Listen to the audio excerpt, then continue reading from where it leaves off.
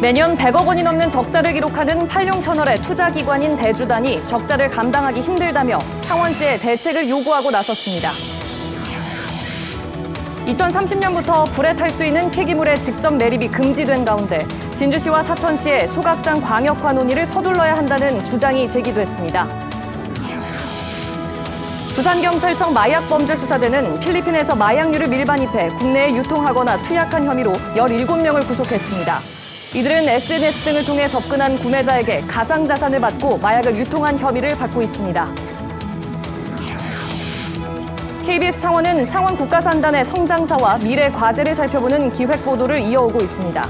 오늘은 도심에서 고립된 지형으로 여러 문제를 닫고 있는 창원 국가산업단지를 도심화하는 복합개발이 필요하다는 요구를 짚어봅니다.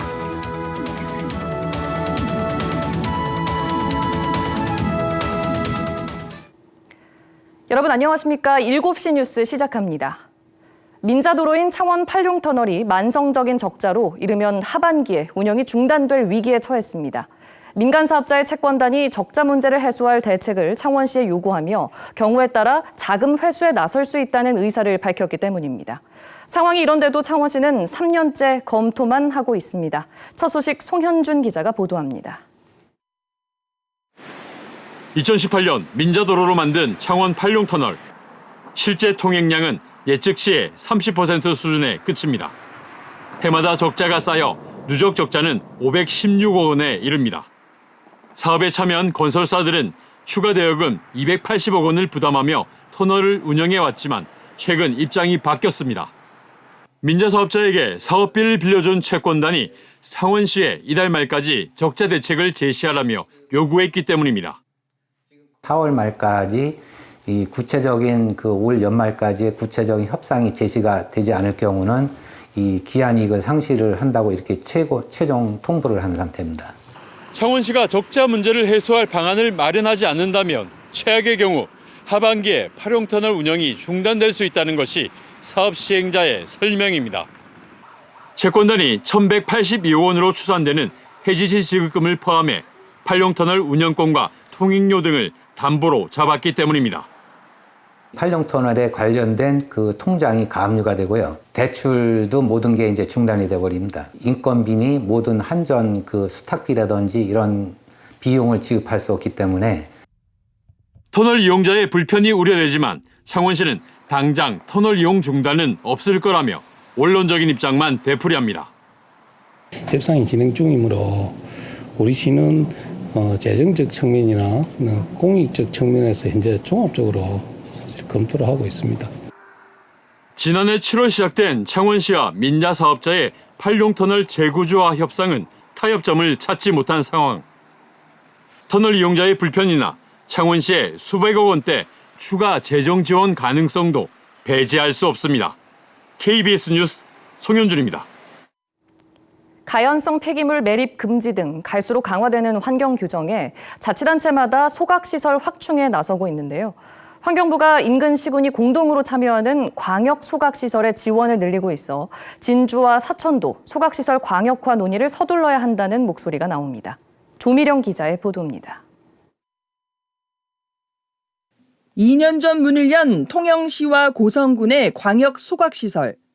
제어실에서는 배출물질의 대기와 수질 기준을 실시간 측정합니다. 하루 폐기물 처리량은 130톤, 통영과 고성 비율은 8대2 정도입니다. 2013년 계획 수립 이후 주민 의견 수렴 등을 거쳐 9년 만에 완공했습니다.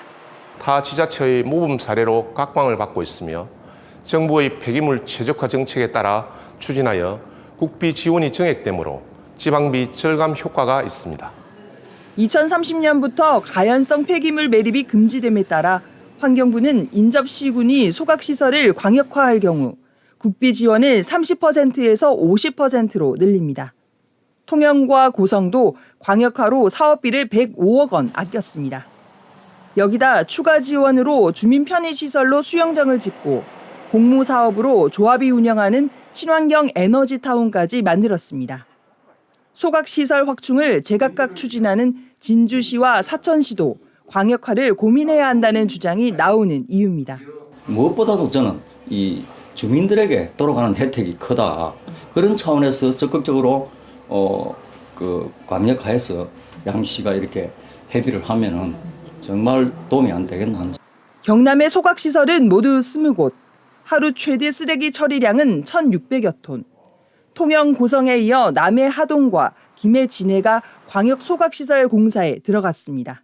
광역화를 추진할 경우에 재정적인 인센티브 그리고 민원이라든가 여러 가지 문제 공동 대응을 통해 가지고 소각시설 설치가 적극적으로 이루어질 수 있도록 2025년 이후 신설이나 증설, 보수가 필요한 경남의 시군 소각시설은 모두 7곳. 경상남도는 이들 지역의 소각시설 광역화 방안과 추가 인센티브를 마련할 계획입니다. KBS 뉴스 조미령입니다. 필리핀에서 밀반입한 마약을 SNS를 통해 가상자산을 받고 유통한 일당이 적발됐습니다. 이들은 여성용품에 마약을 숨기고 속옷에 넣는 수법으로 국내에 몰래 들여와 이른바 던지기 수법으로 전국에 공급해오다 덜미가 잡혔습니다. 이준석 기자의 보도입니다. 한 남성이 원룸 주차장에 들어가더니 잠시 서성이다 빠져나옵니다. 이튿날 다른 남성이 이곳을 찾아와 전기 배전함 속에서 뭔가를 꺼냅니다. 두 남성이 주고받은 건 필로폰 30g, 전형적인 마약 던지기 수법입니다. 경찰은 마약을 밀반입하고 유통한 일당과 구매자와 투약자 등 49명을 붙잡아 17명을 구속했습니다. 마약은 필리핀에서 밀반입한 것들로 여성용품에 마약을 숨기고 속옷에 넣는 수법으로 단속을 피했습니다. 판매는 지난해 8월부터 8개월 동안 SNS 채널 11곳을 통해 이루어졌고 거래 대금은 주로 가상자산으로 받았습니다. 주택가 소화전이나 전기 배전함, 아파트 화단 등 전국 690곳에서 거래된 마약은 경찰에 확인된 양만 1.7kg, 12억 원어치입니다. 특정 장소에 대한 그 인식률이 높아지고 소화전이라든지 배전함에 그 숨겨놓는 것을 알다 보니까 점점 다른 장소를 변화되고 있는 겁니다. 경찰은 아울러 10만 명이 함께 투약할 수 있는 20억 원 상당의 마약류 4.8kg도 압수했습니다. 특히 압수된 마약류 중에는 최근 유통이 급증하고 있는 환각 성분이 든 버섯까지 포함돼 있었고 경찰은 버섯 재배와 유통 경로 등을 추가로 수사하고 있습니다. 또 필리핀 현지에서 붙잡힌 40대 총책에 대해서는 국내 송환 절차도 밟고 있습니다. KBS 뉴스 이준석입니다. 69명의 사상자를 낸 충북 제천의 스포츠센터 화재 참사 피해자 지원 논의가 사고 6년 만에 물꼬를 텄습니다. 피해자 보상과 함께 그동안 진행된 소송 비용 면제 방안도 함께 추진되고 있습니다. 진희정 기자의 보도입니다. 스포츠센터 화재로 29명이 숨지고 40명이 다친 제천 화재 참사. 화재 대응이 미흡해 피해를 키웠다며 도지사의 책임을 묻는 법정 공방이 이어지면서 피해자 지원 대책은 지연됐습니다. 게다가 법원이 충청북도의 부실 대응을 인정하면서도 민사상 책임은 없다고 판결해 피해자들은 소송 비용 1억 7천여만 원까지 떠안았습니다. 유가족들은 경제적 어려움을 호소하며 도의회에 최근 소송 비용을 면제해달라는 청원을 제출했습니다. 청원이 통과가 되게 되면 그분들도 저희 소송을 제기를 하면서 우리가 다 청원 그걸 다 들어야 되네. 소송 중이라는 이유만으로 지금까지 3차 대법원 판결까지 갔다는 게 사실 좀 안타깝다는 생각이 듭니다. 원만하게 좀 합의가 좀 이루어졌으면은. 충청북도 의회는 오늘 상임위 논의를 거쳐 해당 청원을 본회의로 넘겼습니다. 사회적 참사 책임과 피해 지원이 더 늦어져선 안 된다는 의견이 의원들 사이에 공감대가 이뤄진 겁니다. 이에 따라 청원이 오는 30일 본회의에서 의결되면 유가족과 부상자들은 소송 비용을 모두 면제받는 길이 열리게 됩니다.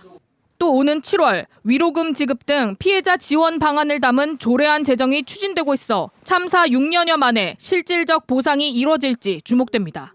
KBS 뉴스 진희정입니다. 최근 경기도 김포시의 한 공무원이 악성 민원에 시달리다 극단적 선택을 하는 일이 있었습니다. 이를 계기로 공무원 보호를 위해 홈페이지에서 직원의 이름을 지우는 자치단체가 늘고 있는데요.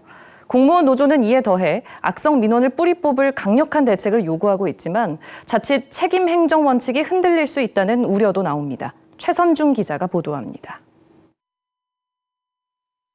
대전광역시 홈페이지에 있는 시청 조직도입니다. 담당 공무원 이름과 직급이 사라지고 담당 업무와 전화번호만 볼 수 있게 바뀌었습니다. 부서 출입문에 붙어있는 직원 배치도에서 사진과 이름을 지운 곳도 있습니다. 지난달 경기도 김포에서 이른바 신상털이를 당한 공무원이 스스로 목숨을 끊은 뒤 공무원 사회에 불안이 확산하자 신상정보부터 비공개 처리한 겁니다. 이런 움직임은 대전 서구와 유성구, 천안시 등 비교적 민원인 방문이 많은 기초자치단체를 중심으로 빠르게 확산되고 있습니다. 공무원 노조는 신상정보 비공개는 임시조치일 뿐이라며 악성 민원을 근절할 강력한 대응을 요구하고 있습니다. 결국은 민원인들과 또 맞닥뜨려야 되거든요. 어떤 문제가 있을 때는. 그렇기 때문에 그런 업무 담당자들에 대한 신변도. 하지만 이런 조치가 행정의 투명성이나 책임성을 약화시킬 수 있다는 우려도 나옵니다. 민원인의 이의 신청을 받을 창구나 온라인 시스템 구축에 대한 논의도 필요합니다. 민원자 입장 불편할 것 같긴 해요. 하지만 어떤 방법이 이제 딱히 있는 거 아닌가 지금 당장에는. 이 상황에서 최대한 좋은 방법을 한번 찾아가보는 게. 전국 공무원 노조는 29일 서울에서 집회를 열어 강력한 대책 마련을 정부에 요구할 계획입니다. KBS 뉴스 최선중입니다. 2030년 엑스포 유치에 실패한 부산시가 2035년 엑스포에 재도전할지 시민 여론을 수렴해 결정하기로 했습니다. 이번 주 각계 각층이 참여하는 토론회를 비롯해 공론화 절차가 시작됩니다. 노준철 기자입니다. 올림픽 월드컵과 함께 최대 국제 행사로 꼽히는 엑스포. 부산시는 사우디아라비아 리야드에 참패해 2030년 월드 엑스포 유치에 실패했습니다. 2035년 부산 엑스포 유치 재도전 여부를 놓고 공론화 절차가 시작됩니다.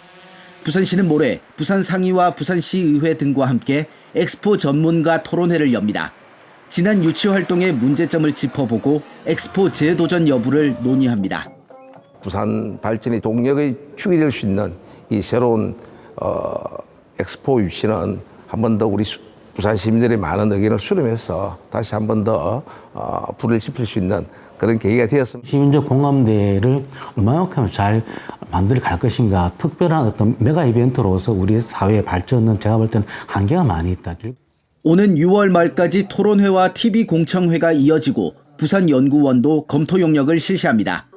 이 같은 논의 결과를 토대로 부산시는 올해 말 2035년 엑스포 재도전 여부를 결정합니다. 2035 엑스포 유치 물밑 경쟁도 시작됐습니다. 독일 베를린과 중국 홍콩 선전, 이집트 신행정 수도가 유치 전에 뛰어들었고 러시아 모스크바와 이탈리아 로마도 재도전을 배제할 수 없습니다. 2035년 엑스포는 2026년부터 유치 신청을 받고 각국의 유치 경쟁을 거쳐 2028년 말쯤 개최지가 결정됩니다. KBS 뉴스 노준철입니다. 황선홍 감독이 이끄는 올림픽 축구 대표팀이 숙적 일본을 꺾고 조 1위로 아시안컵 8강에 진출했습니다.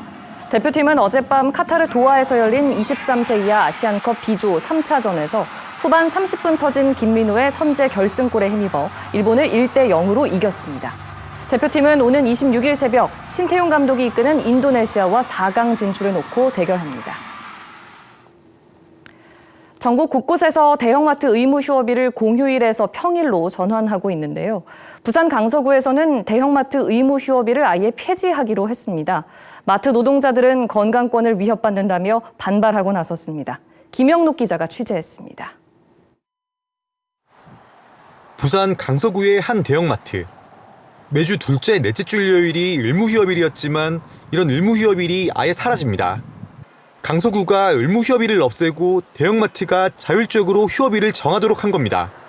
일반적인 전통시장이 없어 마트가 의무휴업하면 주민들의 불편이 크다는 이유인데 강서구는 의무휴업일 지정 철회 계획을 행정예고하고 다음 달 1일부터 시행합니다. 지정을 할 수 있는 건 구체적인 재량권이다 보니까 지금까지의 그 재량을 다시 이제 처리를 해서 어찌 보면은 그 대규모 점포에 어떤 제재가 되었던 부분을 자유롭게. 부산 16개 구군이 대형마트 의무휴업일을 평일로 전환하고 있는 가운데 의무휴업일을 폐지한 곳은 강서구가 유일합니다.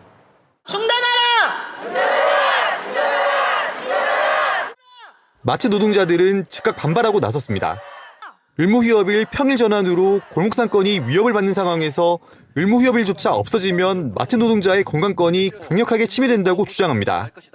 노동자의 건강권이나 중소상인들과의 상생은 이제 눈치도 보지 않고 유통재벌, 유통대기업의 특공문이나 따라다니겠다는 노골적인 자기 고백 아니겠습니까? 마트 노조는 내일 강서구청장과의 면담 이후에도 의무휴업일 폐지를 강행하면 투쟁을 이어가겠다고 밝혔습니다. KBS 뉴스 김영록입니다. 농림수산품과 공산품 가격이 오른 영향으로 지난달 생산자 물가가 넉 달 연속 상승했습니다. 한국은행이 발표한 자료를 보면 지난달 생산자 물가지수는 한 달 전보다 0.2% 상승했습니다. 농림수산품이 전달보다 1.3% 상승한 영향이 컸는데 세부 품목별로 보면 배추가 36%, 김이 19.8%로 상승률이 두드러졌습니다. 북한이 어제 단거리 탄도미사일 발사와 관련해 초대형 방사포를 동원한 핵 반격 가상훈련을 처음으로 진행했다고 주장했습니다. 북한은 이를 통해 전술핵 공격 능력을 끌어올렸다고 자평했는데요. 우리 군은 북한 무기 정확성에 대한 주장이 과장됐다고 평가했습니다. 고은희 기자가 보도합니다. 1년로 늘어선 이동식 발사대 넉 대에서 포탄이 각각 화염을 내뿜으며 하늘로 치솟습니다. 북한이 어제 초대형 방사포를 동원한 핵반격 가상훈련을 진행했다며 공개한 모습입니다. 북한은 이번 훈련이 최대 핵 위기인 화상경보 발령을 가정해 이루어졌고 핵 방아쇠라 부르는 국가 핵무기 관리 체계 안에서 초대형 방사포를 운용하는 첫 훈련이라고 강조했습니다. 특히 방사포엔 이른바 핵 모의 전투부, 즉 모의 핵탄두를 탑재했다고 주장했습니다. 현지 지도에 나선 김정은 위원장은 초대형 방사포의 정확도가 높아서 마치 저격수 보총 사격을 본 것만 같다고 만족감을 드러냈습니다. 전술 핵 공격의 운용 공간을 확장하고 다중화를 실현할 데 대한 당중앙의 핵무력 건설 구상이 정확히 현실화됐다고 만족하게 평가하셨습니다. 북한의 초대형 방사포는 한미 정보당국이 KN-25로 명명한 단거리 탄도미사일입니다. 사거리는 400km로 평양에서 발사할 경우 계룡대와 군산기지 등에 닿을 수 있어 사실상 한국만을 겨냥한 무기입니다. 군 당국은 북한이 핵미사일 도발을 지속할수록 미국의 확장 억제 실행력이 제고되고 우리 군의 독자적인 대비 능력과 국제적 안보 협력도 더욱 강화될 것이라고 밝혔습니다. 북한이 핵 사용을 기도한다면 한미동맹의 즉각적, 압도적, 결정적 대응에 직면하게 될 것이며 북한 정권은 종말을 맞게 될 것입니다. 또 국방부는 북한이 아직 소형 전술핵에 대한 실험을 마무리하지 않았다며 무기의 정확도와 관련해 북한 주장이 과장됐다고 평가했습니다. KBS 뉴스 고은입니다. 일본 국회의원 90여 명이 태평양 전쟁 전범들이 합사된 야스쿠니 신사를 집단으로 참배했습니다. 일본 내각에서도 총리가 공무를 보낸 데 이어 강요 2명이 직접 야스쿠니를 찾았습니다. 도쿄 지종익 특파원의 보도입니다.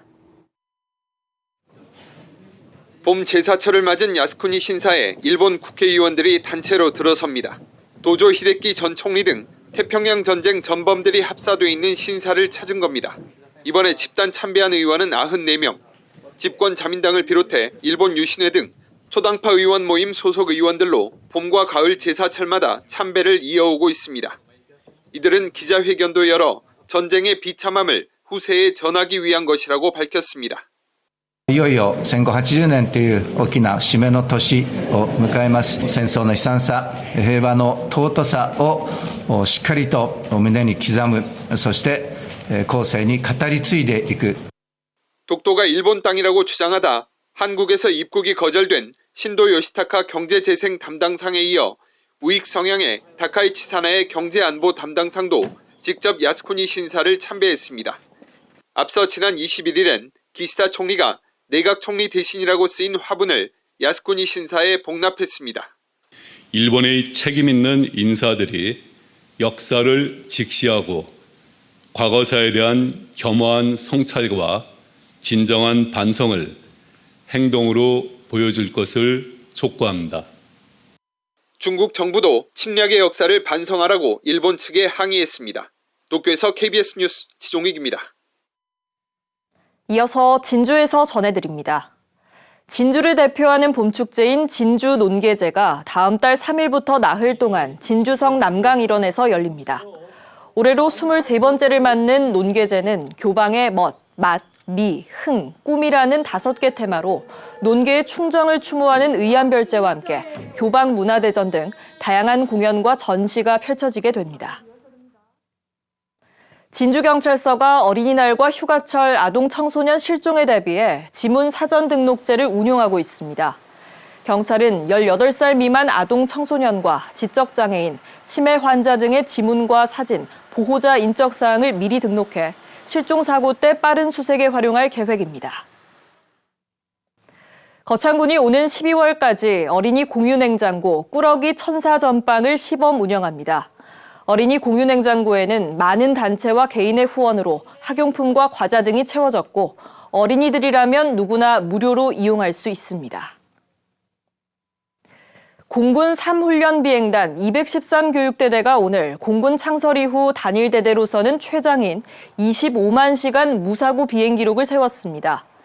공군은 3훈련 비행단 213교육대대 소속 KT-1 훈련기가 오늘 사천 활주로에 무사히 착륙해 25만 시간 무사고 기록에 성공했다며 이는 거리로 환산하면 1억 744km, 지구를 2,600여 바퀴 돈 거리라고 밝혔습니다. 지금까지 진주에서 전해드렸습니다. 이번 주는 창원 국가산단 50주년 기념 주간입니다. KBS 창원은 지난해부터 창원 국가산단의 성장사와 미래 과제를 살펴보는 기획 보도를 이어오고 있는데요. 반세기 동안 경남과 우리나라 제조업 성장을 이끌어온 창원 국가산단은 시간이 지나며 도심에서 고립된 지형으로 여러 문제를 낳고 있습니다. 때문에 창원 국가산단을 도심화하는 복합 개발이 필요하다는 목소리가 나옵니다. 윤경재 기자가 취재했습니다. 대로를 기준으로 둘로 갈라진 창원.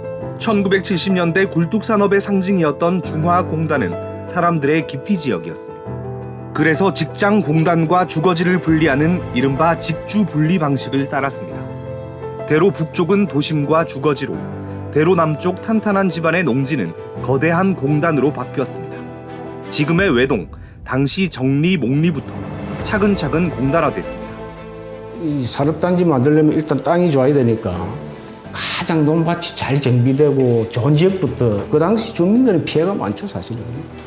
이제 흔히 말해서 문전옥답 다 내놓고 뭐 조상들 혼 다 내놓고 재산상 피해도 보고 사실 창공간의 성공 요인 중에 여러 가지 있는데 그 중에 밑바탕에 이제 원주민들의 희생이 있다, 이걸 반드시 이제 기억해야 되죠, 사실. 그러나 계획도시 창원의 이 분리 지형은 미래 50년 도약을 가로막는 걸림돌이 되고 있습니다.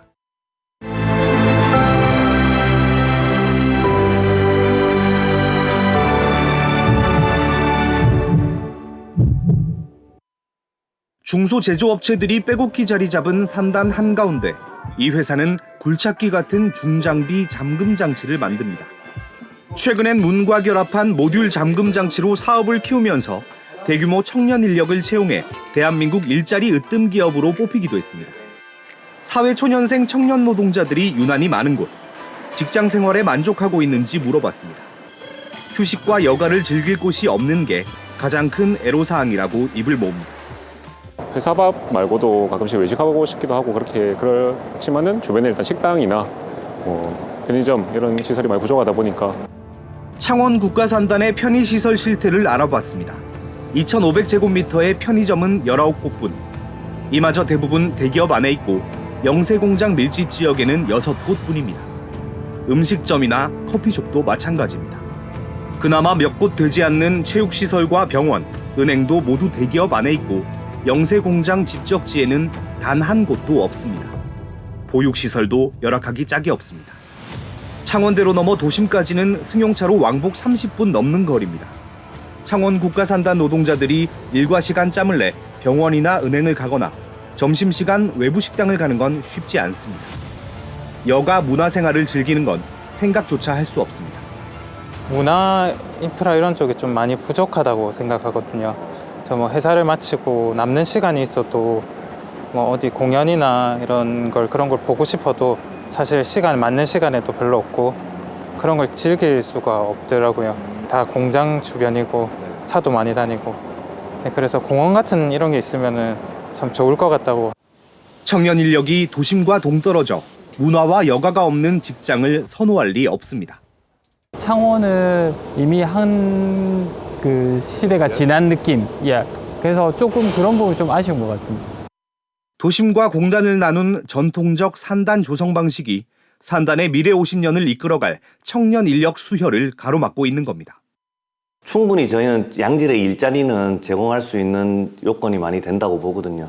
더군다나 창원은 그래도 제조업 어떤 이런 대기업들이 많이 공장을 갖고 있는 지역이다 보니까 그렇지만 그 근로자들의 어떤 환경, 근로 환경이나 아까 말씀드린 그런 여가 시설 그런 부분에 있어서는 이런 수도권에 비하면 아직까지 좀 더 열악한 편이죠. 한국산업단지공단이 산업단지별 청년 유인력을 분석했는데 창원국가산단은 교육과 문화, 보육 등 근무 환경 지수에서 32곳 가운데 18위로 하위권이었습니다. 창원대로 넘어 도심과 달리 창원국가산단은 밤이 되면 사람 한 명 찾아보기 어려운 슬럼 지역이 됩니다. 전문가들은 창원국가산단의 미래 50년이 밝아지기 위해선 산단 지역의 도심화가 꼭 필요하다고 강조합니다. 창원시가 꺼낸 카드는 복합용지 개발 사업입니다. 그간 산업시설만 들어설 수 있었던 산업용지의 용적률을 1.2배 늘리고 다양한 지원시설도 함께 개발할 수 있는 복합용지로 바꿀 계획입니다. 이미 정부 승인을 얻은 1호 사업으로 산업시설과 함께 상업, 주거, 물류시설을 결합한 20층 규모 건물이 추진되고 있습니다. 산단 안에 대형마트와 병원을 들어서도록 해 유동인구를 늘리는 방안도 검토 중입니다. 산업입지법이 개정되면서 그 안에 여러 가지 문화 여가 시설도 들어갈 수 있는 그런 법으로 개정이 된 바 있습니다. 창원 국가산단 안에 근무하는 종사자분들이 그 산단 안에서도 얼마든지 문화와 상업이나 업무라든지 이런 것들도 병행된 그런 생활을 할 수 있다고 봅니다. 창원시는 민간 투자를 모집해 앞으로 최소 3년 동안 복합용지 개발에 주력할 계획입니다. 스마트 복합용지 개발 사업을 통해서 업종 간의 협업, 그리고 새로운 업종이 들어올 수도 있고 하는 과정에서 공단의 활성화가 분명히 일어날 것으로 그렇게 예상하고 있습니다. 산단 도심화의 핵심 사업인 복합용지 개발은 창원 국가산단뿐만 아니라 경남의 다른 노후산단의 환경 개선에도 적용될 계획입니다. KBS 뉴스 윤경재입니다.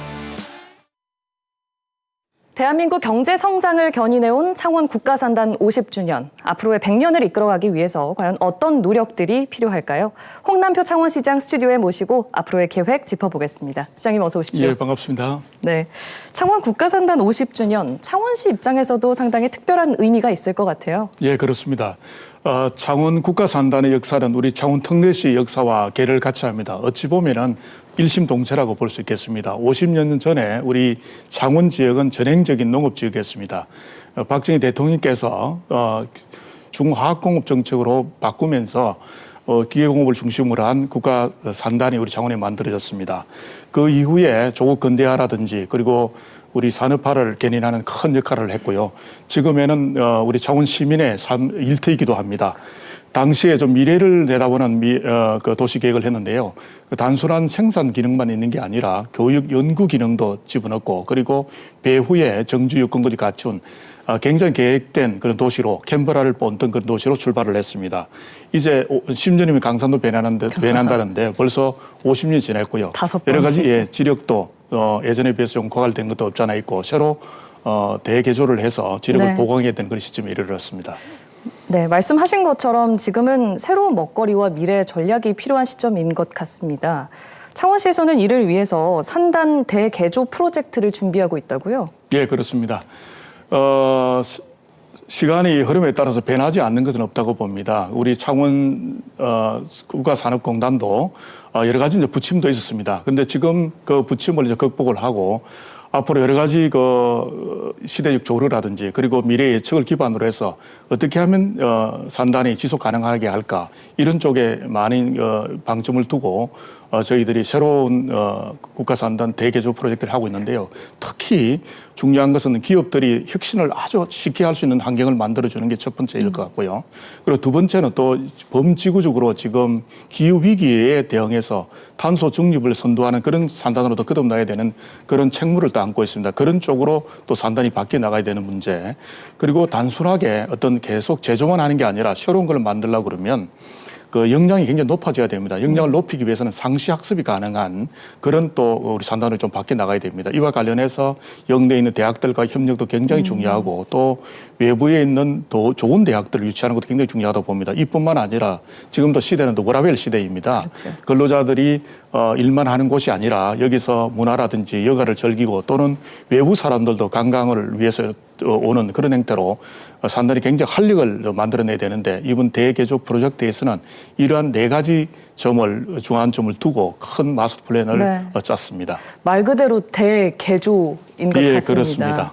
산단의 구조를 조금 더 입체적으로 만들기 위해서는 도시 계획 측면에서도 어떤 대폭적인 규제 완화 정책도 필요하지 않겠습니까? 예, 아까 말씀드린 것처럼 워라밸이 되려고 그러면 지금 근로자분들의 행동 패턴을 담는 그런 공간들이 굉장히 중요합니다. 지금은 주로 그 일을 하는 그 위주로 그리고 평면적으로만 공간 구조가 되어 있습니다. 이것을 바꾸기 위해서는 도시계획 측면에서 많은 변화가 필요합니다. 여러 가지 용도도 좀 많이 다양하게 해주고 형태도 좀 바꿔줘야 되는데 지금 용도는 생산 용도로만 되어 있는데 앞으로는 그 상업이라든지 판매라든지 또는 문화복지 시설들이 가능한 쪽으로 바꿔줘야 됩니다.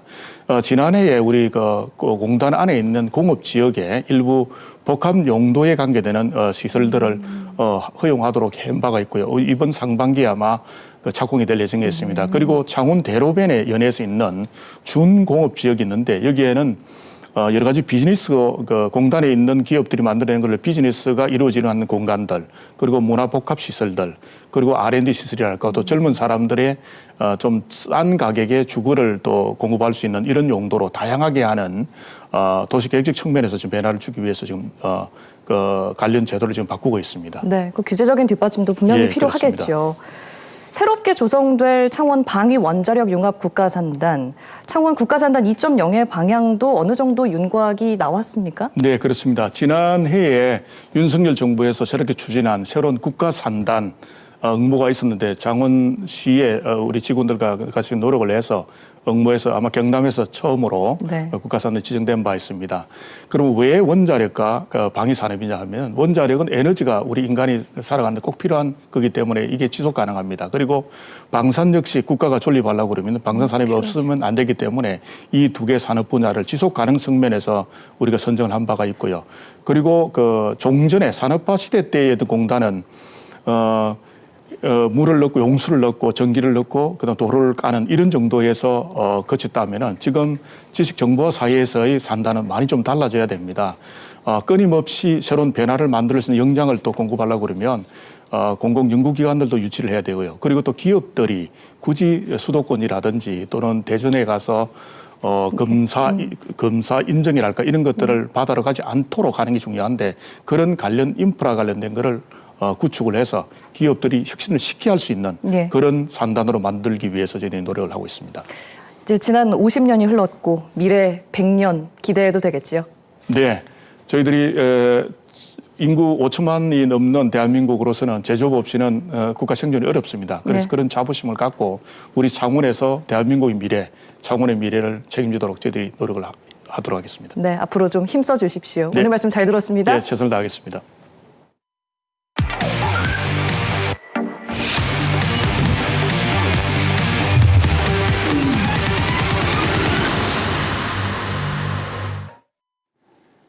이어서 간추린 경남 소식입니다.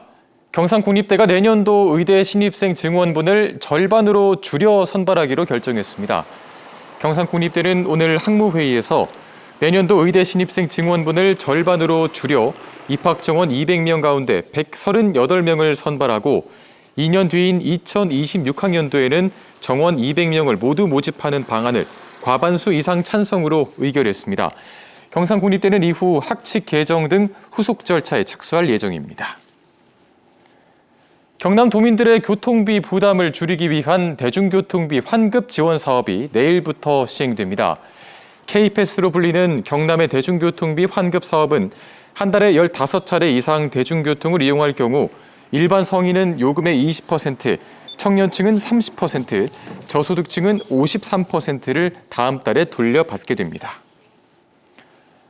창원지법은 통행료를 할인해주지 않는다며 수납원을 향해 동전을 던진 50대 운전자에 벌금 100만 원을 선고했습니다.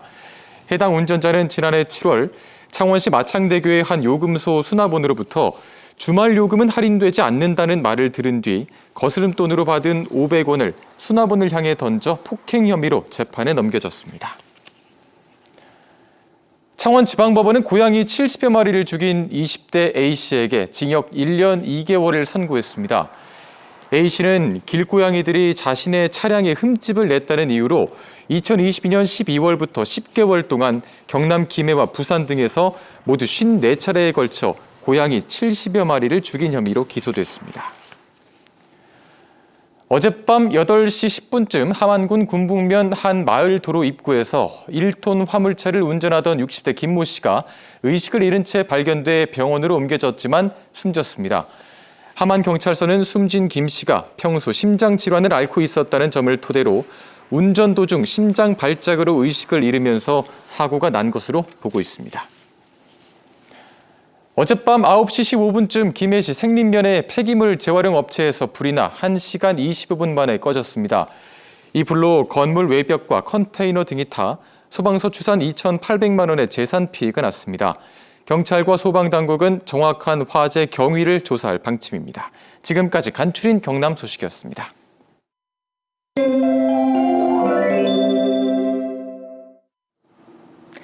저기압에 의해 형성된 비구름이 서해상에서 다가오고 있습니다.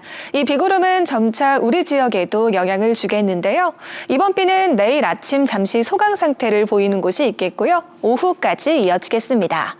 예상되는 강수량은 내일까지 우리 지역에 5에서 20mm 정도고요.